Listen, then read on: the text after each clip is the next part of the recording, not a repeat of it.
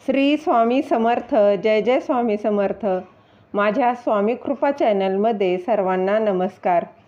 स्वामी महाराजांच्या कृपेने तुमच्या सर्व चांगल्या इच्छा पूर्ण होत ही स्वामी महाराजांच्या चरणी प्रार्थना करते आणि आजच्या या नवीन व्हिडिओला सुरुवात करते.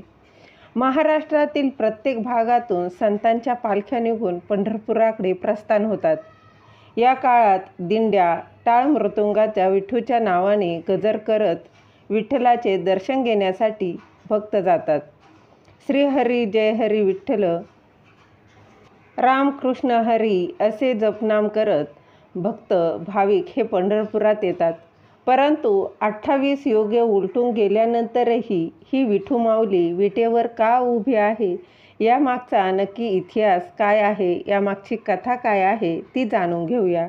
ती जाणून घेण्याआधी तुम्ही माझ्या स्वामी कृपा चॅनलला सबस्क्राईब नक्की करा. आषाढ महिना सुरू झाला की वारकऱ्यांना वेध लागतात ते आषाढी एकादशीचे. आपल्या लाडक्या विठुरायाला भेटण्यासाठी अनेक भाविक हे पंढरपुराच्या दिशेने निघतात. वारकरी संप्रदायासाठी हा दिवस फार महत्त्वाचा आणि उत्सवाचा असतो. महाराष्ट्रातील प्रत्येक भागातून संतांच्या पालख्या निघून ह्या पंढरपुराकडे प्रस्थान होतात. या काळात दिंड्या टाळ मृदुंगासह विठूच्या नावाने गजर करत विठ्ठलाचे दर्शन घेण्यासाठी भाविक जातात. श्रीहरी जय हरी विठ्ठल, रामकृष्ण हरी असे म्हणत हे भाविक पंढरपुरात येतात.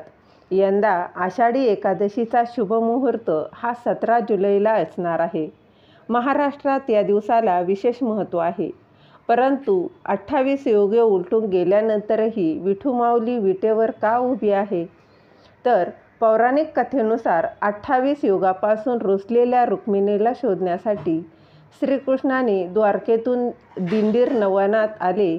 त्यावेळी श्रीहरीला आपल्या लाडक्या भक्त पुंडलिकाची आठवण आली. त्याला भेटण्यासाठी भगवंत स्वतः आश्रमात आले. त्यावेळी पुंडलिक आपल्या आईवडिलांची सेवा करत होते.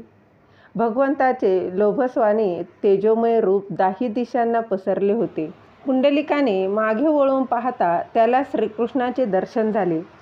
त्यावेळी श्रीकृष्णाने पुंडलिकाला हाक मारून मी तुला भेटायला आलो आहे असे म्हटले. श्रीकृष्णाला पाहून पुंडलिका फार आनंद झाला. परंतु त्या क्षणी पुंडलिक द्वंद्व युद्धात अडकले होते. देवाच्या स्वागतासाठी उठलो तर आईवडिलांच्या सेवेत व्यत्यय येईल आणि नाही गेलो तर देवाचा अपमान केल्यासारखं होईल. त्यावेळी पुंडलिकाने त्यांच्याजवळ असणारी वीट ही देवाकडे फिरकावून म्हटले, भगवंता, काही काळ या विटेवर उभा राहा. मी आईवडिलांची सेवा पूर्ण करून आलोच. काही काळानंतर आईवडिलांची सेवा पूर्ण करून पुंडलिक हात जोडून श्रीकृष्ण स्वारीजवळ येऊन त्यांच्या पायाला घट्ट आलिंगन देत म्हटले, देवा, माझ्यामुळे तुला इतका वेळ ताटकळत उभे राहावे लागले. मला क्षमा कर, माझे चुकलं. त्यावर श्रीकृष्ण म्हणाले की पुंडलिका, आईवडिलांची सेवा हीच नेहमी ईश्वरापेक्षा मोठी मानली जाते. ती सोडून तू माझी सेवा केली असती तर निश्चितच मला वाईट वाटले असते. मी तुझ्या आईवडिलांच्या सेवेने मी प्रसन्न झालो आहे. त्यामुळे यापुढे तू येणाऱ्या पिढ्यांसमोर तुझा आदर्श राहील. मला भेटायला येण्यापूर्वी सर्व भक्त हे तुझे स्मरण करून मग माझे दर्शन करतील. पुंडलिकाच्या आग्रहाखातर श्रीकृष्णाने पंढरपुराचा मुक्काम स्वीकारला. पुंडलिकाच्या भेटी परब्रह्म आले गा, चरणी वाहे भीमा, उद्धरी जगा असे आरतीत सुंदर वर्णन आढळते.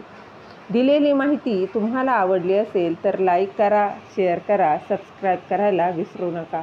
श्री स्वामी समर्थ. जय जय स्वामी समर्थ.